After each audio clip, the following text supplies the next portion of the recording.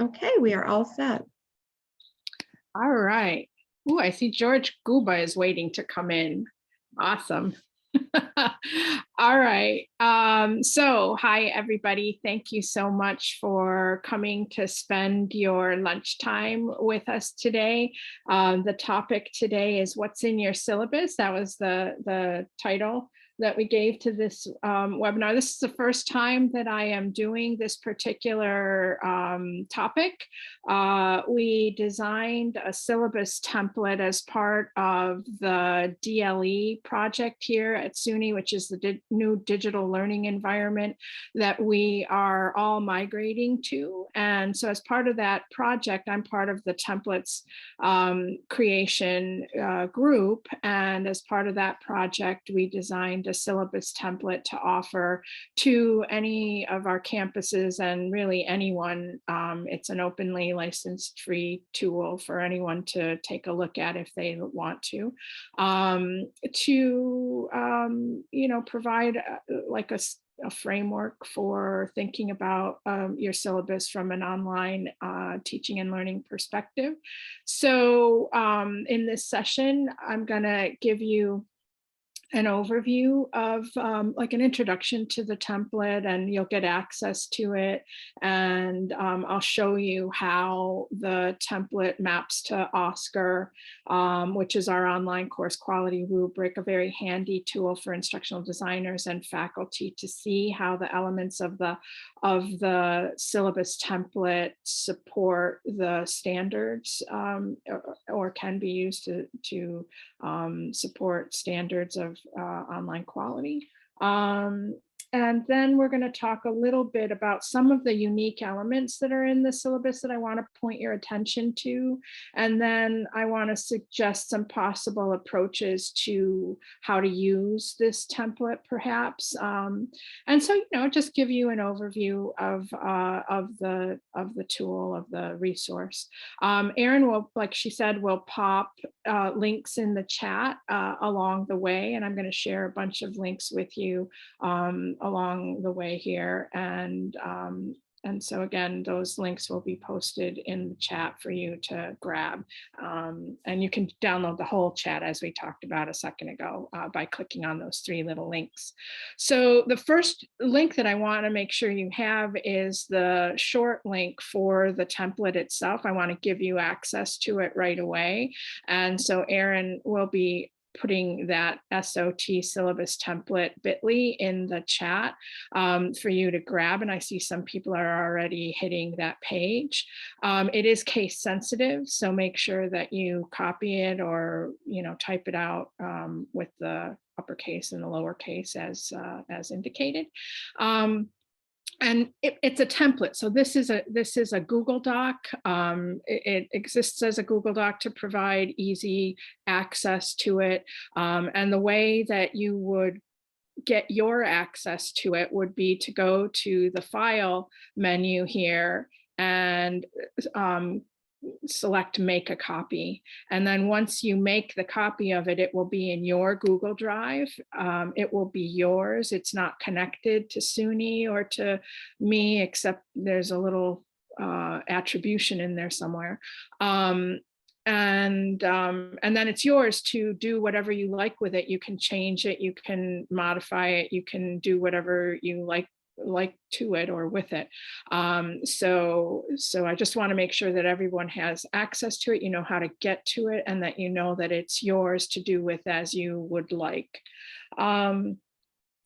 So I want to now show you how the elements of this syllabus map to OSCQR, and you'll see as you scroll down through it, there will be little indications next to elements of the syllabus. So this first one, instructor, include name and title. And then it tells you that it aligns with OSCQR 1.10. And then of course, as you if you were to use this as a template, you would replace all of this text with your name and title, including the reference to Oscar. That doesn't need to be in there. It's simply there to help you, to help guide your understanding of how these different elements in the syllabus map or align with specific Oscar standards. And so all of these initial things, the instructor name, the instructor's preferred name and pronoun, in case they happen to be different from the instructor name and title, the phone number, the email, the office hours, the course format, all of the elements that are here all map to specific standards within Oscar. And so, for example, if we look at, let's say, instructor name and names and pronouns, we're saying that that maps to Oscar 1.10. And so when you go over to Oscar, which is our online course quality rubric, this is the companion website to the quality rubric, you'll see that standard 10 or 1.10, which is category 1, standard 10, talks about or is targeting the fact that the course needs to provide contact information for the instructor, department, and program. And so if you're not familiar with Oscar, we do webinars that are all about Oscar and the related, the rubric and related tools and resources. Every standard has a page like this, and it'll give you an overview of the standard, a little micro learning video, some information if it relates to regular and substantive interaction, and then ideas about how you can refresh your course for this particular standard. So all of the standards are set up this way. So when you are in the syllabus and you click on any one of these, it'll take you right to the standard that it's affiliated with. So let's look at course format. So this is to tell the students in your syllabus right up front what the format of the course is. Is it asynchronous? Is it synchronous? Is it face-to-face? Is it a blended course or a high flex course? Making it very explicit in the syllabus what the format of the course is. So Oscar Standard 1.7 is exactly about that the course information states whether or not the course is fully online, blended, or web enhanced, or any other instructional, sort of modality or version. And then let me see what the next one was. The meeting times and locations, that is Oscar 6.48. So this is that learners are informed when a timed response is required and proper lead time is provided to ensure there's opportunity to prepare. So, so essentially, every element of the syllabus maps to a specific standard. When you click on it, you can link over to it. If you're an instructional designer working with faculty, you can help them understand how to, why, number one, it is important for an online student to have that information, and to some information around the standard that might help the instructor flesh that part out of their syllabus or course information, or information that they provide to the students so that the students have, the expectations that they need in order to be successful in the course. And so it's the mapping of the elements of the syllabus to Oscar is a good tool to help everybody understand what's in the syllabus and why it's there and how it supports student success and quality. Let me see, I had another link up here.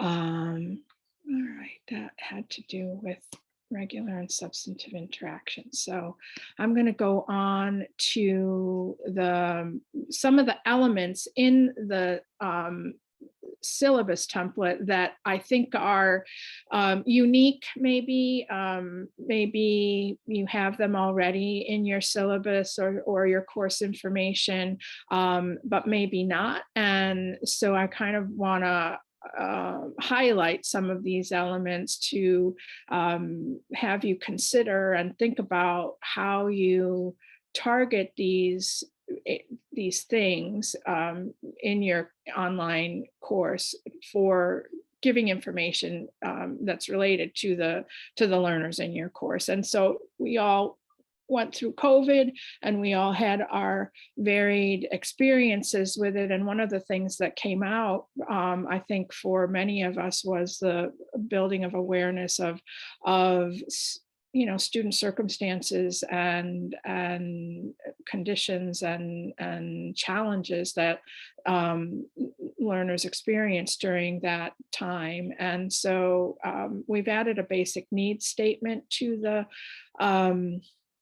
the syllabus template to just acknowledge that. And even though, that moment of crisis is now hopefully, behind us, it's still important, I think, to recognize and to have learned from that experience and to incorporate something into the syllabus and into your online course information that calls attention to the fact that as the instructor, you're aware of possible circumstances and conditions that your students may be living under, and that you see them, you have something, a statement about that in your syllabus. So this is some just boilerplate information. Again, this is a template, so you can take this out if this is not something that you want to have in your syllabus or course information, but you can also modify this text to say whatever you like about this particular thing. Names and pronouns is also here, which I think is also our awareness at this moment in time in our cultural history has improved, become more inclusive, become more aware of the varied types of ways that people want to be recognized and referred to.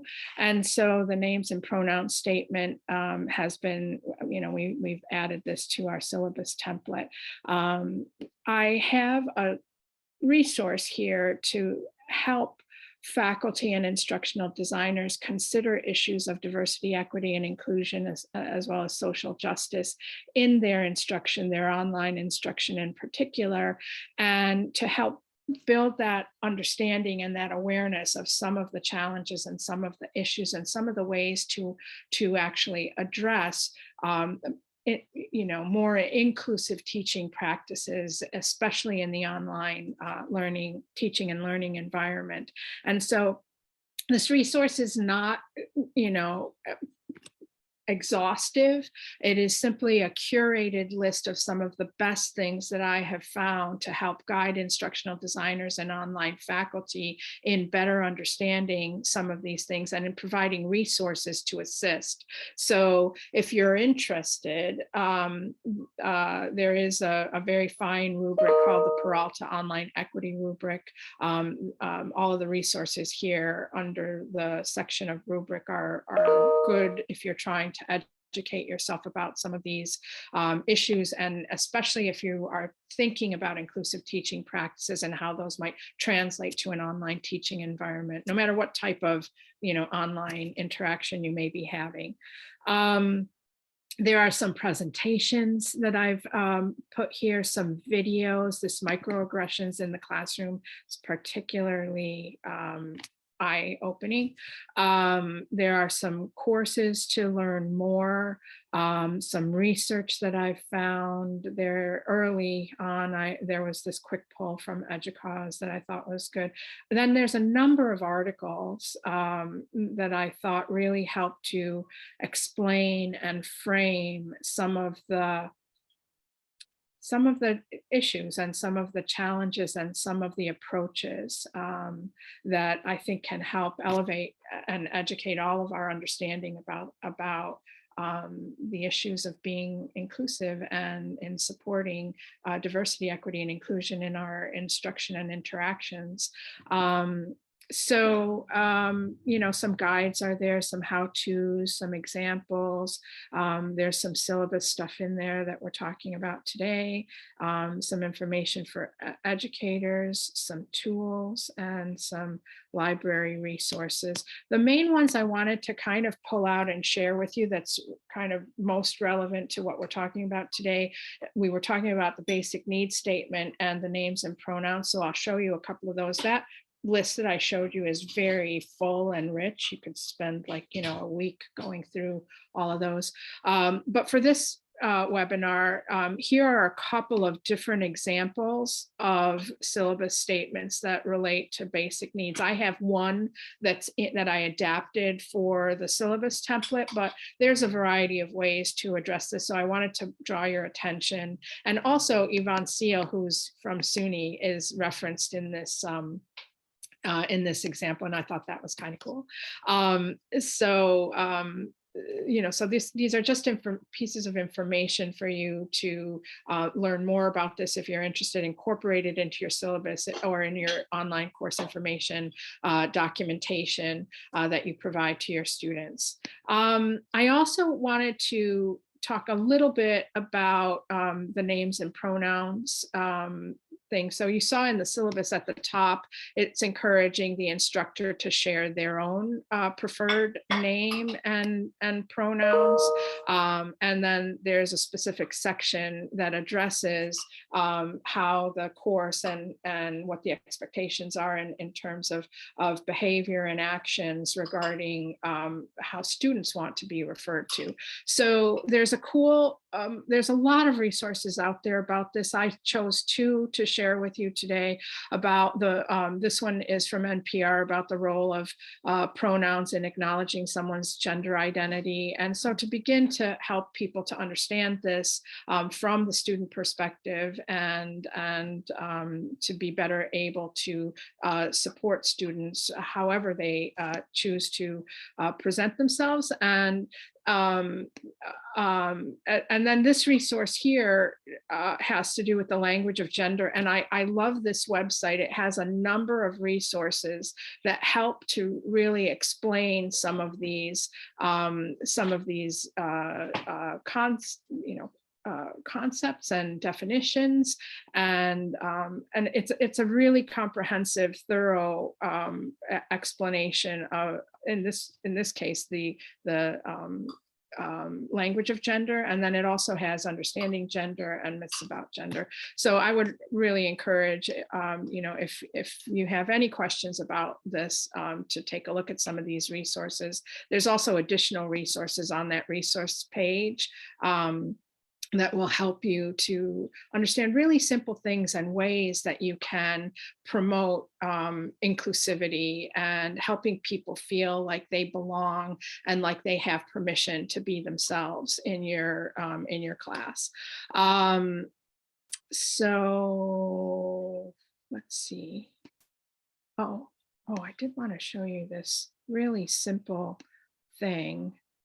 So just using, this is how insidious, some of these assumptions and biases and sort of historical flotsam are when you just use the word guys, for example, like hi guys, and you're in the company of diverse people. Just the simple word guys excludes people, right? And so I love this website because it helps you look at alternatives to the word guys. And I try myself, like it's ingrained into me to say things like hi guys or hello guys. But I love this little simple tool that helps you to think about that word in particular, that simple little word, and how it excludes people and alternatives. So I wanted to share that with you. All right, let's see what's next. We did that one. I wanted to mention this project, which is the Collaborating to Infuse DEI into Online Course Quality for All project that I'm currently co-leading.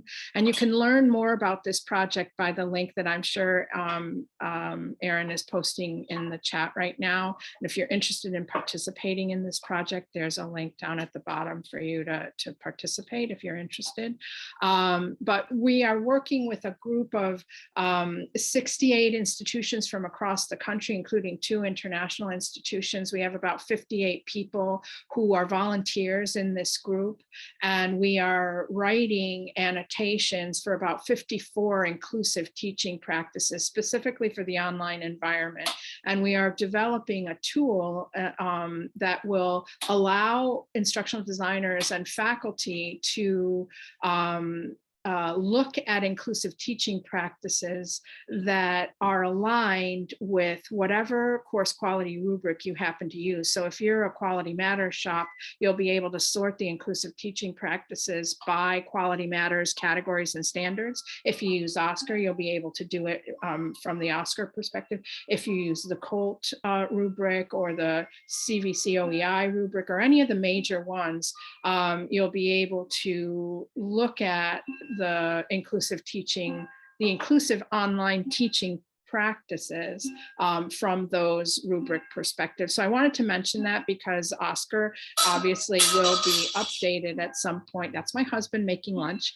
I wanted to make sure that you knew that we were working on OSCQR to infuse diversity, equity, and inclusion and social justice into OSCQR through this project. All right. So now to continue with the overview of the syllabus, I want to point you to the section on regular and substantive interaction. Now, I do a whole webinar just on RSI. RSI is the Department of Education, relatively new regulation that requires online courses to be able to demonstrate that they're in compliance with this regulation for regular and substantive interaction. And I'll point you to the website, the OSCQR website, that explains more about this regulation. The main thing that I'll tell you about RSI is that it has really nothing to do with quality. It really is the way that the DOE is using to determine whether or not a program or a course is a correspondence course or an online education course for the purposes of financial aid for the Department of Education, the US Department of Education. So it is infused into OSCQR. It's important to be aware of if you're an instructional designer or an online instructor. It's very important to be aware of. And OSCQR has been updated to include how the standards can help demonstrate compliance with that regulation. And so for that reason, we are recommending that instructors add statements in their online course information documentation or in their syllabus that specifically uses the language of RSI. And so here's some boilerplate language. Again, it's a template, so you can change this however you like. These are the standards that it aligns with in OSCQR, and one way that an instructor or a department or an institution can demonstrate that they comply with RSI is that they might have an RSI statement in all of their online syllabi. So that's just one way that to address this particular regulation. So I wanted to call out attention to that. The next thing that I want to provide an overview on is, that's a section in the syllabus, is the use of artificial intelligence in online coursework. And if you,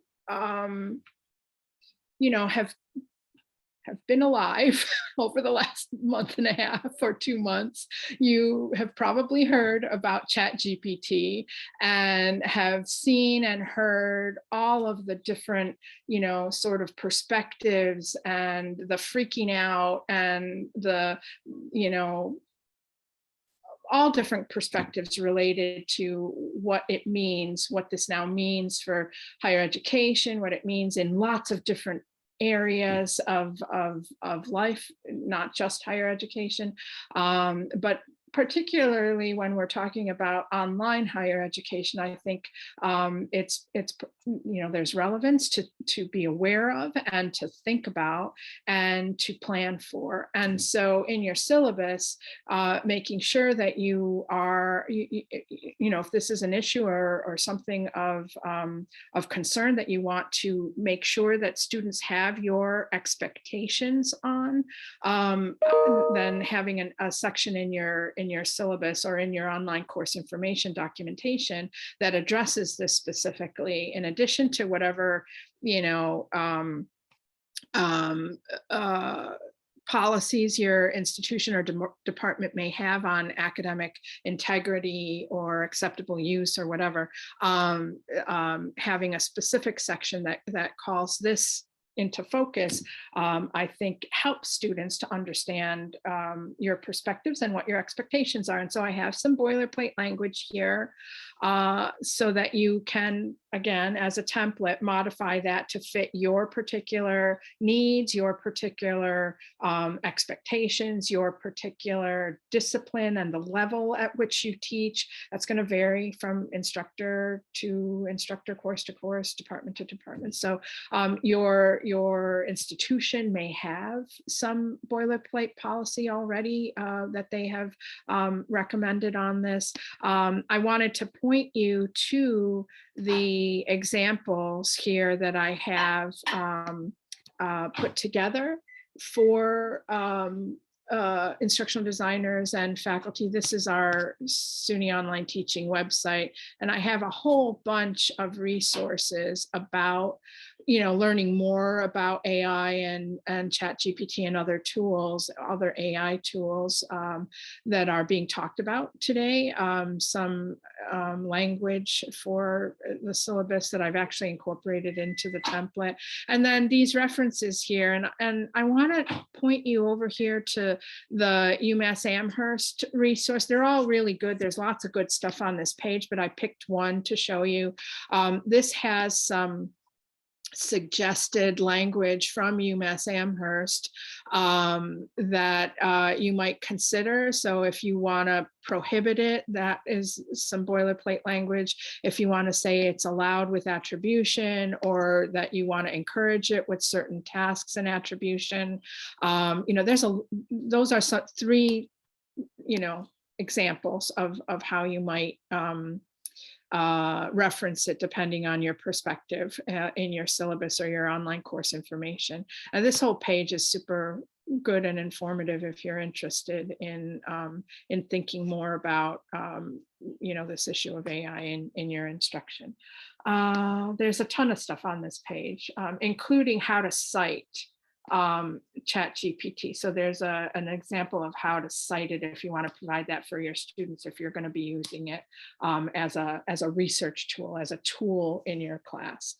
Okay, so the next part is also in terms of overview is calling attention to campus policies and student support services and resources. And we did some focus groups with students, online students, to try and understand what they're looking for in syllabi and online course information, and where the main sort of pinch points are in terms of either findability or information that they need and just can't easily navigate to or find easily. And many of them had to do with campus policies and student supports services and resources. And one in particular had to do with disputing a grade or an appeal process. And so we wanted to make sure that we very thoroughly documented the types of campus policies and processes that online students need to have easily and readily available to them should they need them. And so we used a group of faculty from all over SUNY and from all sectors to come up with this list. And so from that perspective, it's comprehensive. Of course, there may be something that was missed, but these are the types of things that came up as being important for students to be able to access. Now, whether it lives in your syllabus or whether it lives in your LMS navigation bar or whether it lives in your course information documentation is not, I'm not saying it has to live in the syllabus, but online students need to have access to this information clearly. And so in some sense, as a template, the syllabus is simply pointing and providing a framework to check to make sure that your online students or your students in your online program or your department, that you're attending to this from the online student perspective. So, things like code of conduct, acceptable use, grievances and appeals. This is one that came up, as I mentioned, withdrawal and drop date policy. All of these are typical things that are, typically in a course policies and processes section of a syllabus or a student support information and resources area of a website. Additionally, specific student supports and resources, we came up with this comprehensive list of things that online students may need to have. And if they do need it, they may not all need it, they may never need it, but when they do need it, they need to be able to navigate to it easily and find it easily. That issue of navigation and findability are incredibly significant when it comes to the satisfaction of the online student and their perceptions of the quality of the course and the qualifications of the instructor to teach the course. There's a research study out of Kent State that specifically addressed that issue. So anyway, these are all of the different resources and things that were identified as important for online students to have. And they all map, as you can see, to OSCQR standards. And let's see, the other resource that I wanted to mention to you around the issue of supporting online student success, in addition to those student supports, policies and procedures and so forth, are very simple things that online faculty can do in the design of their course or in their teaching of their online course to support online student success. And I do a whole webinar around this resource in particular, but I wanted to mention it here because there's many ways that faculty and course designs can support online student success. And so this is a very thorough conversation about how online faculty can support online student success. So I'm just leaving the resource with you to explore at your leisure. And then at some point when we do this webinar, if you're more interested in going into depth in it, I do the whole webinar on just that resource.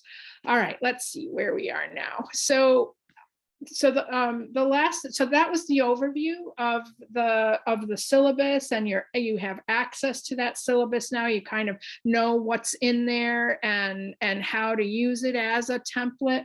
I wanted to talk a little bit more about possible approaches to the use of this tool. I've talked a little bit about that already, but again, you can use this as a template. So you could take this, make a copy of it, fill it in with your own information, and then distribute it to your students as your syllabus. Now, different institutions and have different policies and different procedures and different sort of ways that they approach the design and development and distribution of syllabi. So I would first check with your institution to, if you wanted to adopt this, to make sure that you're not going against any policies or any procedures.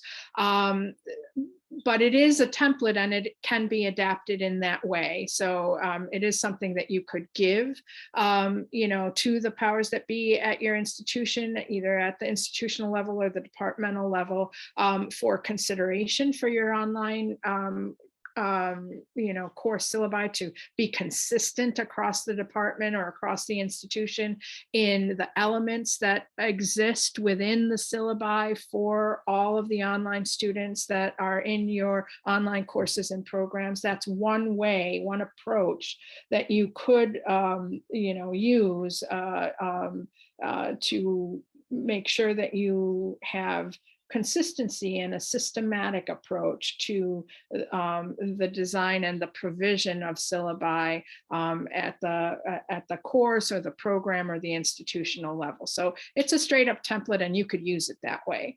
You know, provided you check with your institution first. The other way that I wanted to mention, that I sort of have talked about a little bit, is that this is kind of like a framework that you can use it as a model for you know, that you can check your own syllabus against, and you may want to shore up some of the stuff that you have currently in your syllabus with some of the information or the standards that are represented here alongside each of the elements or each of the sections. You might want to pull things out of this in your online course information documentation to help reinforce online student expectations about certain things that you may care a lot about, or that you want to highlight for your online students. You may want to give this to the powers that be at your campus so that they can check and make sure that whatever the landing page is for online students at your institution, that they make sure that those student support services, those resources, those policies, that those are easily findable and easy to navigate to from the web area that's specific to online students, or from your learning management system, in case, you know, if you have a navigation bar, for example, and something that's controlled by the institution, that these supports and services and procedures and policies are all easy to find and easy to navigate to from the online student perspective. So that is another way that you can think about you know, adapting or implementing either the syllabus as a whole or components or elements of the syllabus to improve your own syllabi or aspects of the course information that you're presenting to your online students. So with that all said, I'm going to pause. I've covered everything that I wanted to make sure that you knew about regarding that syllabus template, and I want to see if there's any questions. And I see there's some stuff in the chat. Erin, is there anything that I should look for? We've had some great additions, some suggestions to some of the things that you were saying about the syllabus. So that is great. And then we appreciate those. I haven't seen any particular questions, but you can all feel free to unmute and use the mic to chat, or type in the chat if you'd like.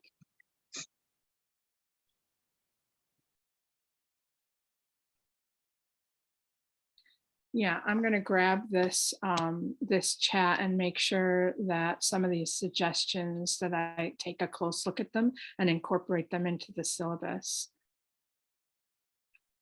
That's great. I'm going to stop sharing just for a second, just so I can see you all and see, you know, you can unmute and you can, you know, ask a question if you have one, or make a comment or a suggestion. Happy to have a conversation and a discussion around this.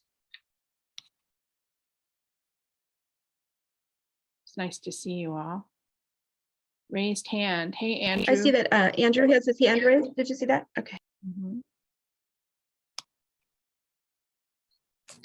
I think with that syllabus, having it in the different sections, it seems like there's many statements. And it says remove this text. And so you have to be careful about removing some of those. I'm sorry, do you have to be careful about removing those as part of this?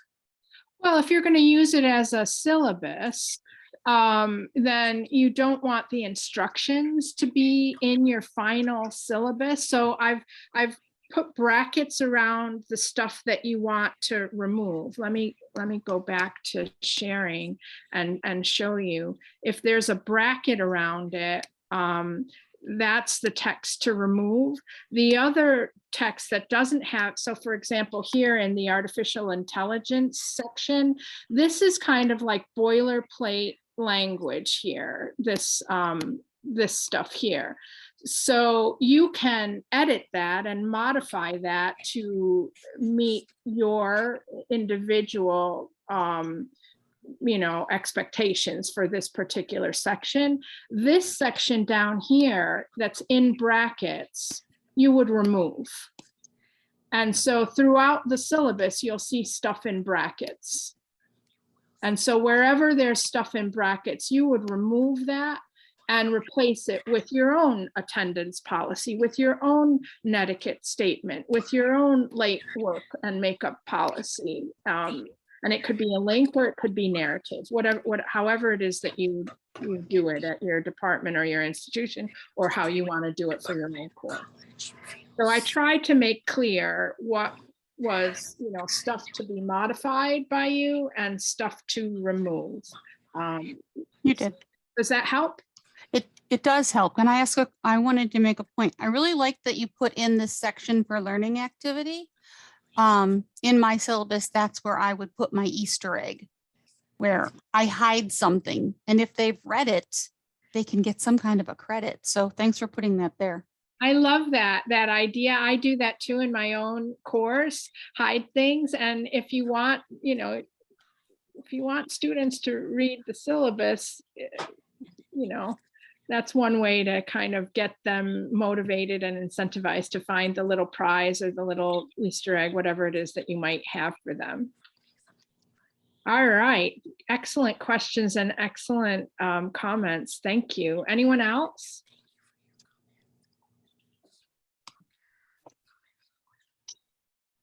Oh, I love all of these resources that are being put in there. I'm going to incorporate them into the documentation as well as into the syllabus when I have a chance to go through them.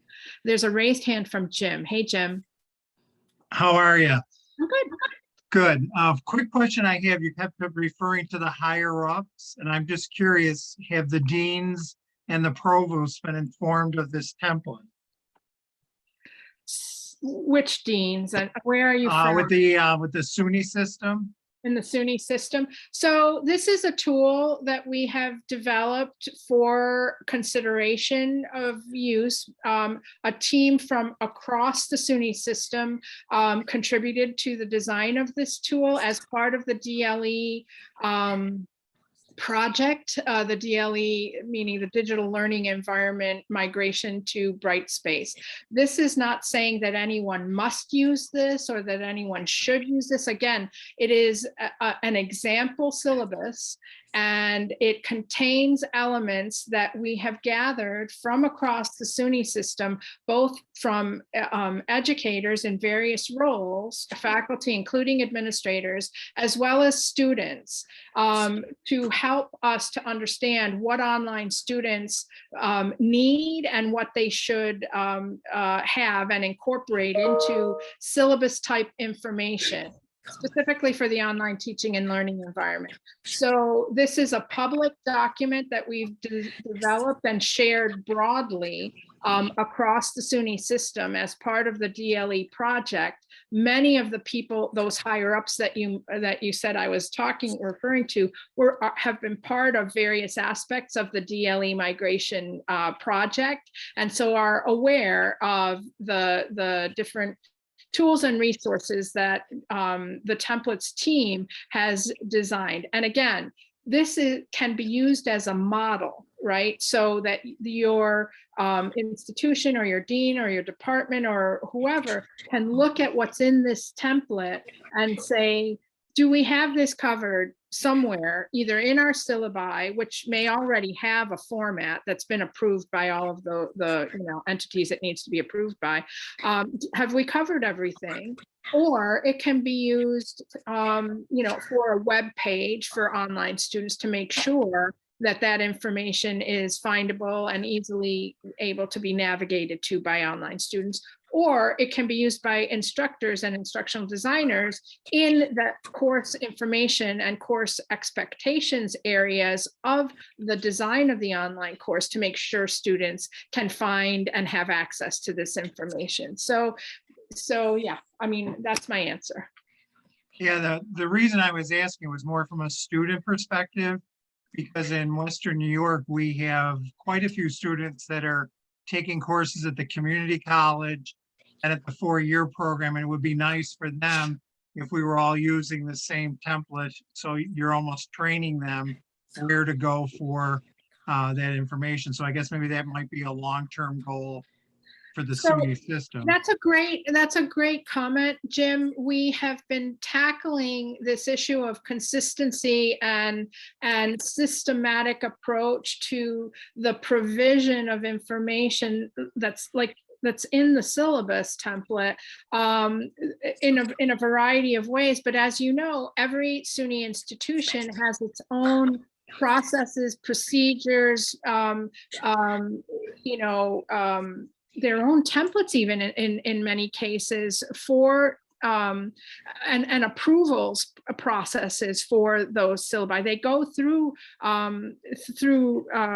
formal processes sometimes. And so we design at the system level, we design tools and resources that we make available to people to help build awareness and to adapt and to adopt if they can or if they want to in varied ways, right? We need to be able to accommodate whatever the circumstances at the various institutions. And we are approaching this in a variety of ways. We run a program called Institutional Readiness, where this issue of providing consistent and systematic information across the institution for online courses and programs is a standard and is important in terms of high quality online programs.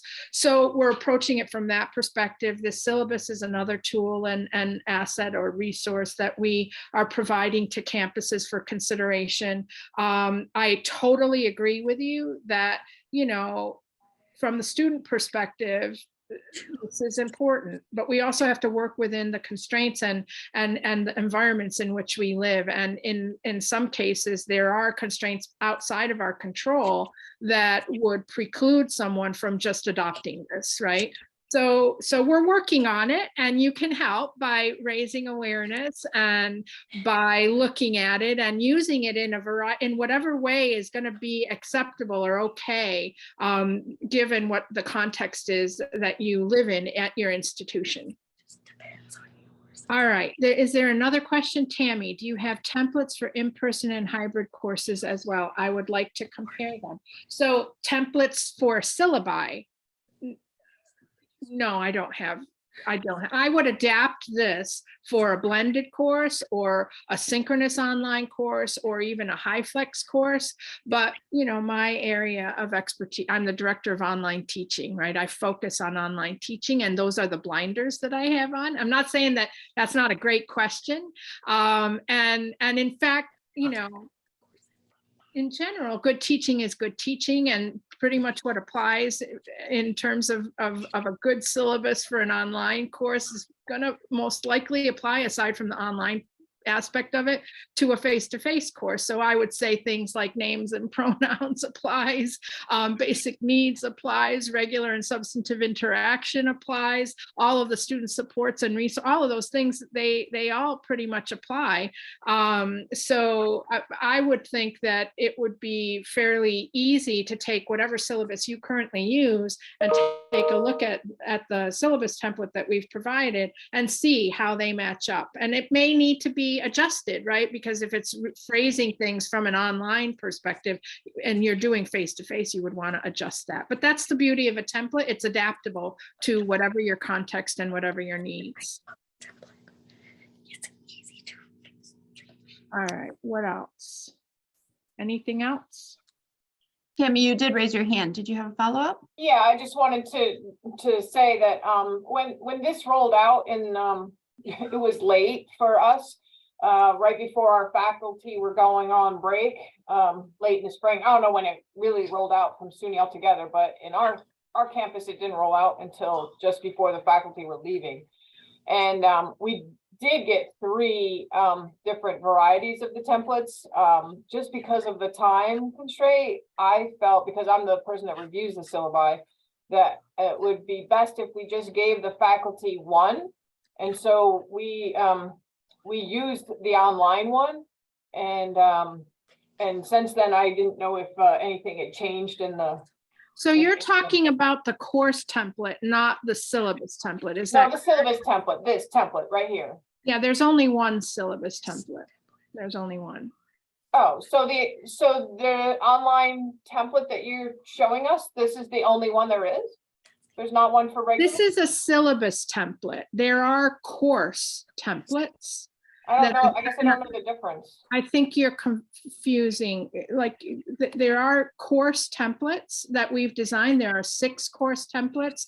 There's a face-to-face one, there's a migration one, there's a high flex one, there's a hybrid one, there's a synchronous online one, and there's an asynchronous online one. Those are course level templates in the DLE Brightspace environment. What I've been talking about today is a straight up syllabus only. It's only a syllabus template for an online course. So it's not a course template, it's a syllabus template. Okay, I guess I don't understand the difference, so I'm gonna have to do some research.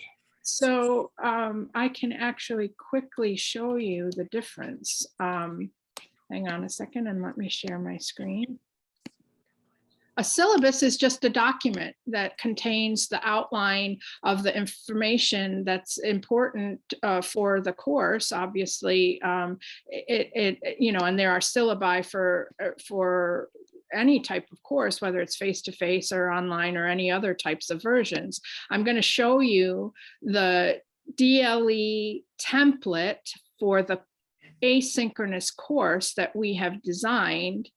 And this is the course template in Brightspace. So you can see it's intended for an asynchronous course. Here is your announcements, your bio of the professor, your visual table of contents. I'm in the Brightspace platform right now. And so if I click on Welcome Start Here, I will go into this course template. This is a course template, and you'll see the visual table of contents includes welcome start here information. So, you know, this would be your welcome, a little instructor, you know, profile, what you need to do to get started, all of your course information, all of your policy stuff, your first module, some class community stuff. This is a course level template that would be adapted by an institution to give to their faculty to teach an asynchronous online course. Within this template, you would have a syllabus, because every course has a syllabus, right?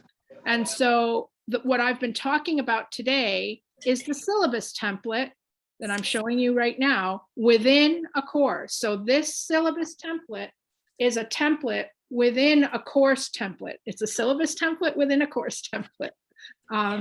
So does that make more sense, Tammy? Yes, and I believe probably what happened was our Brightspace coordinator maybe went into these course templates to get the syllabus template, because I know I saw 3 different syllabi templates. Yeah, and we only adopted one because it was so late. I didn't want my faculty to get confused about which one they were using, and it was going to be really rough just getting them to use one new one. I mean, some of the faculty had already done it on the old template, and then they're going to leave in a week for vacation, and we made them do it again on the new template. So it was really quite a fiasco last summer. I don't want to do that again. So that's why if I had the syllabi templates for the in-person and the hybrid, then I could start now by sorting out what I want in each one. So if your institution has adapted those templates for face-to-face or for hybrid, then I would ask whoever is doing that work at your institution to provide you with those templates. We have one syllabus template that we have used across all of the course level templates. And did you just adapt the online one to that, or did you? I didn't change them at all. Oh, okay. I didn't change them at all. We just used the same template in all of the different varied instructional modalities. It's up to the institution to adapt the tools and the materials for their own use cases and their own, in their own contexts. Okay. Thank you. You're welcome. You're welcome. I'm trying to think who's the ID at SUNY Sullivan. Is it Sherry? It's Shirley, and she's actually texting me right now. She must be on.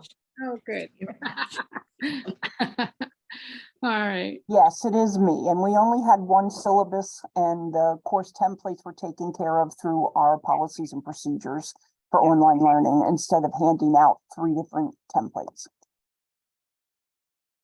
Great. All right.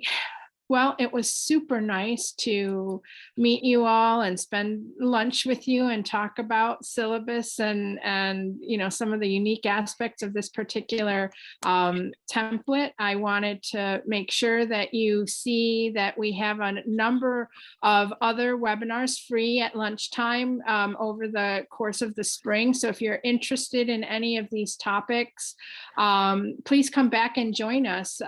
We're happy to have you. Whether you're part of SUNY or not, this is a free and open webinar series that we do, and everyone's welcome. We love having friends of SUNY join us from far-flung areas like Ontario, Andrew, and wherever it is you happen to be from across the SUNY landscape as well. So we'll look forward to seeing you again at our next webinar. I did want to mention our conference. Erin, can I share my screen again just so that, yeah, continue. And I wanted to make sure that you saw the conference website that's coming up in March. It's the SUNY Online Summit that you might be interested in. It really is for instructional designers, online faculty, online administrators, anyone really that's interested in online teaching and learning. It will be freely streamed. You do need to register to get the link, but it will be streamed for free. And if you want to come in person, it's in Syracuse, New York, March 8th, 9th, and 10th. And so it would be lovely to see you in person here at the summit. I also wanted to invite you to join our online teaching community as another way for us to connect and interact and network and share information. And this is open to anyone, regardless of your affiliation with SUNY. So friends of SUNY are welcome to join. For internal SUNY people, we have a Yammer group. If you haven't heard of this yet, Erin will put the link in the chat for this. And this is just an internal online teaching group for SUNY. And you can become a fellow in, whether you're affiliated with SUNY or not. And then that'll also facilitate ongoing networking and information sharing to make sure that you get notes from me and from Erin, really, and also Willow also will send some stuff out about the different tools and resources and events that we typically share for free to folks who are in our community. So if you join as a fellow, that'll help us to get you information when we do new stuff. And Friend of SUNY is a role. So if you're not from SUNY, you would select Friend of SUNY to be included in that group. And then I just want to say thank you to everyone for having your lunch with us and for continuing to have this interest and conversation around topics around online teaching and learning. And I hope I will see you again at another one in the future. Thanks for coming.